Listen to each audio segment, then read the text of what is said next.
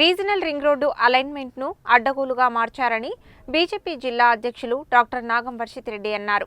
ముఖ్యమంత్రి మరియు ఆయన సోదరుడు తిరుపతి రెడ్డిలు తమ స్వప్రయోజనాల కోసం రీజనల్ రింగ్ రోడ్డు అలైన్మెంట్ మార్చారని ఆరోపించారు.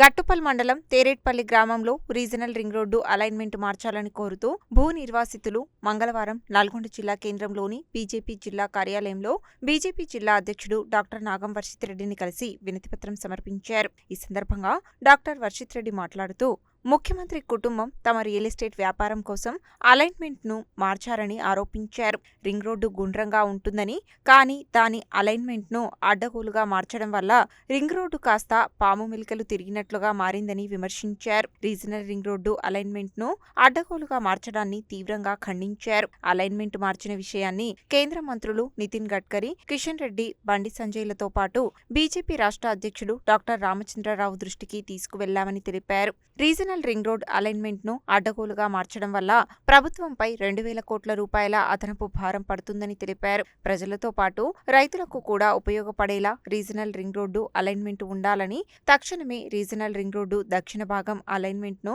మార్చాలని డిమాండ్ చేశారు. బీజేపీ జిల్లా అధ్యక్షుడు వర్షిత్ రెడ్డిని కలిసిన వారిలో తేరేట్పల్లి గ్రామానికి చెందిన ఎం ప్రమీల, బి ఇస్తారి, మల్లయ్య, భీమయ్య తదితరులు ఉన్నారు.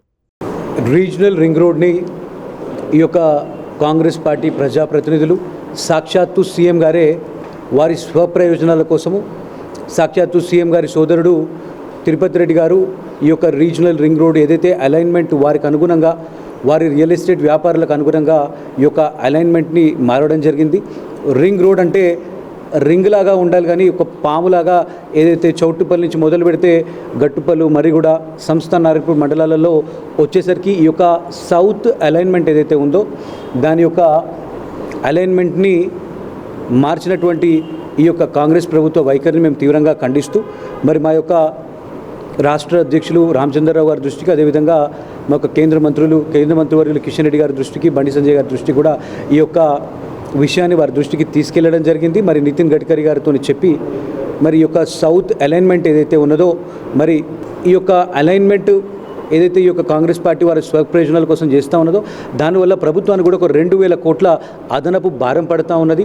అక్కడ ఆల్రెడీ డెవలప్మెంట్, అభివృద్ధి అనేది ఆల్రెడీ జరిగింది కాబట్టి కొంత ఈ యొక్క రీజనల్ రింగ్ రోడ్ని కొంత మేరకు ఒక రింగ్ లాగా ఏదైతే ప్రజలకి, అదేవిధంగా రైతులకు కూడా ఉపయోగపడేటట్టు చేయాలని చెప్పి మేము డిమాండ్ చేస్తూ, మరి డెవలప్మెంట్ కూడా ఈ యొక్క రింగ్ రోడ్ అవతల వైపు చేసినట్టయితే అక్కడ కూడా డెవలప్మెంట్ జరుగుతుంది కాబట్టి మేము డిమాండ్ చేస్తూ ఉన్నాము.